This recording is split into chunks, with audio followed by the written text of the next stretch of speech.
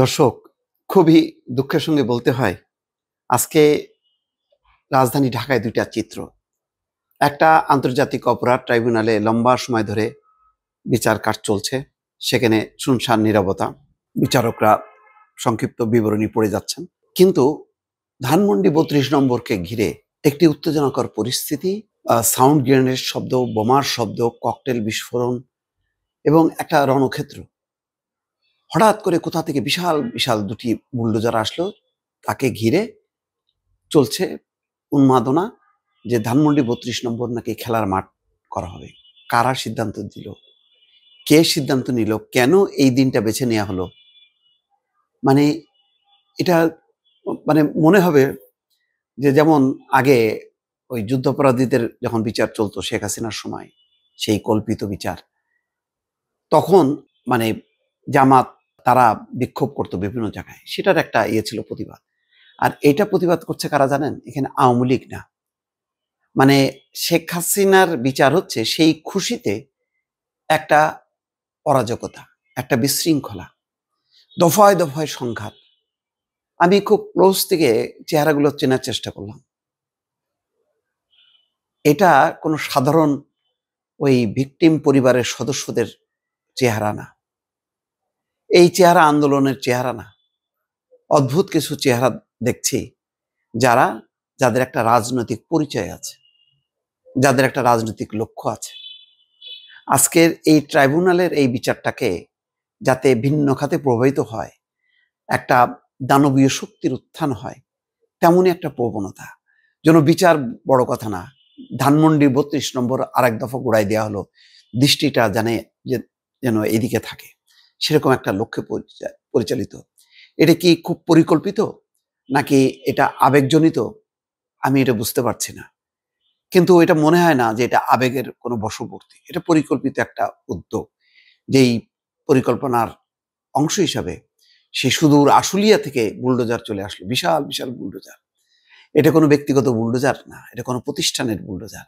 এই প্রতিষ্ঠান কারা নিয়ে আসলো? কারা এই বিক্ষোভের নামে যে আন্তর্জাতিক অপরাধ ট্রাইব্যুনালে যে বিচার চলছে, সেই বিচারের দিক থেকে মানুষের মনোযোগটা ওই ৩২ নম্বরের দিকে নিয়ে যাওয়া।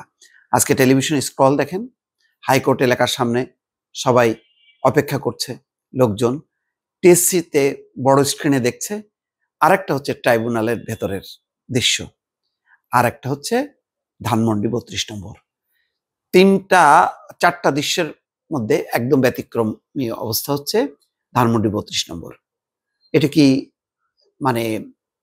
কোনো স্বাভাবিক দৃশ্য? এই অস্বাভাবিক পরিস্থিতি কারা তৈরি করলো? হঠাৎ করে জনতার মনে হলো যে আজকে ৩২ নম্বর আগুন দেবো। এটা কি সেই ৫ই আগস্টের সেই অভ্যুত্থানের অংশ? আমার কাছে যথেষ্ট সন্দেহ হয়।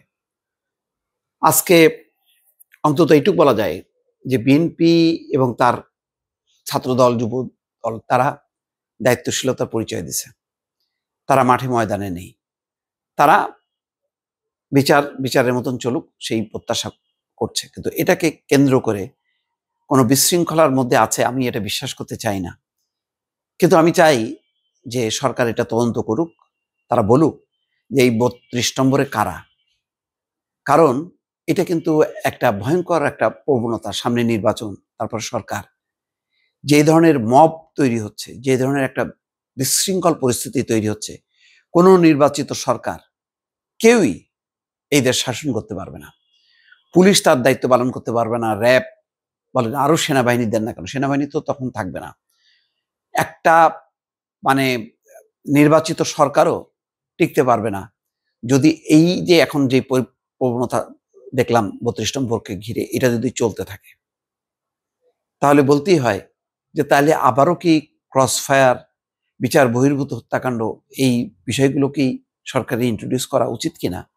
আমার এটা এখন মাথার মধ্যে চিন্তা হয় যে এইরকম বিশৃঙ্খল অবস্থা যদি চলতে থাকে, রাজনৈতিক দল সংগঠন তারা যদি দায়িত্বশীল আচরণ না করে, এখন কারা বিজয় বিজয় একটা উন্মাদনা নিয়ে রাস্তায় নামলো, কেন এই উন্মাদনা, কেন একটা আজকের সমস্ত মনোযোগ যেখানে আন্তর্জাতিক ট্রাইব্যুনালে থাকার কথা, সেই মনোযোগটাকে ধানমন্ডি ৩২ নম্বরের দিকে কারা নিয়ে আসলো? এটা তদন্ত হওয়া উচিত। এটা জরুরি।